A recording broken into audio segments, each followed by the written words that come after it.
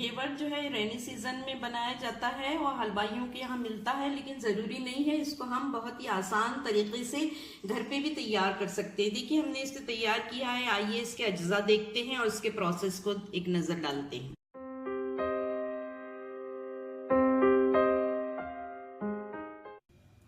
घेवर बनाने के लिए यहाँ हमने कुछ अज्जा लिए हैं, इसे नोट कर लीजिए। ये 1 कप मैदा है। यहाँ हमने देसी घी लिया है 2 टेबल स्पून। 2 टेबल स्पून ही हमने शक्कर ली है। चिल्ड वाटर है, ज़रूरत के मुताबिक हम इसका इस्तेमाल करेंगे। बिल्कुल चिल्ड यहाँ पर हमने मिल्क लिया है। गार्निश के लिए हमने ये कुछ ड्राई फ्रूट्स लिए हैं, जिसको कि हमने बारीक काट लिया है।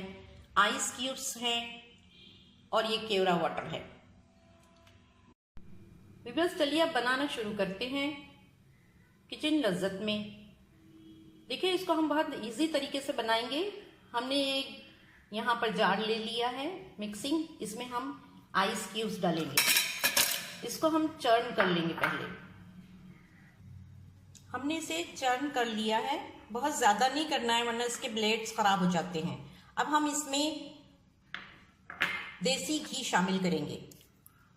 हमको तब तक इसे ब्लेंड करना है तब तक कि ये क्रीमी फॉर्म में ना आ जाए।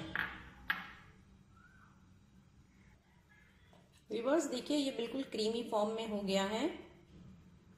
अब हम इसमें मैदा शामिल करेंगे। मैदा हमें थोड़ा थोड़ा डालना है और चलाते रहना है मिक्सी में। मैदे को चला दिया है। हम इसमें चिल्ड मिल्क डालेंगे थोड़ा सा।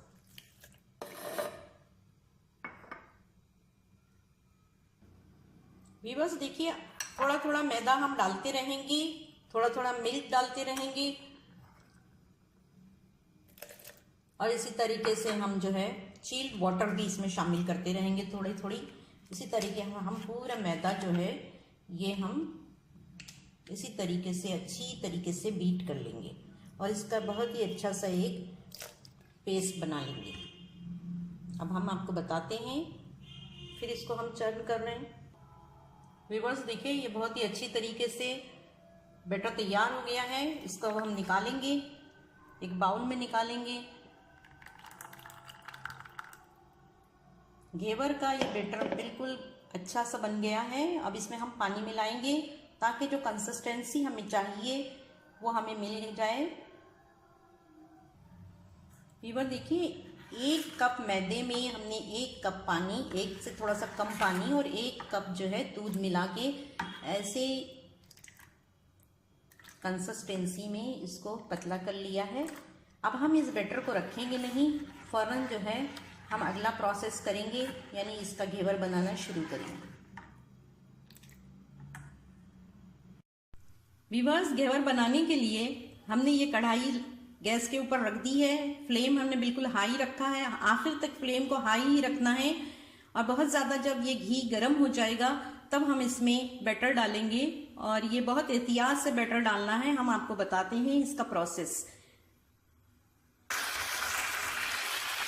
देखिए इसको इस तरीके से आप डालते रहिए, इसको बीच से हटाते जाएंगे और बीच में डालना है बिल्कुल इसके। देखिए ये बनकर तैयार हो गया है बिल्कुल। और अब हम इसको इसमें ट्रांसफर कर रहे हैं। ये शीरा तो हमने इस पे लगा दिया और ये शीरा जो हमने बनाया है इसको हमने तार नहीं बनाया। इसमें बनाते वक्त हमने इसमें थोड़ा सा नींबू का जूस डाल दिया था ताकि इसमें क्रिस्टल्स ना बन पाए। और ये जो है रबड़ी भी हमने इस पे लगा दी है। अब हम इस पर जो है ये ड्राई फ्रूट्स डालेंगे।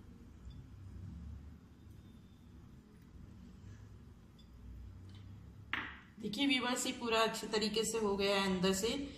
इसको इसी तरीके से बनाइए, यही तरीका फॉलो करिए। हमें दुआओं में याद रखिए। अस्सलाम वालेकुम।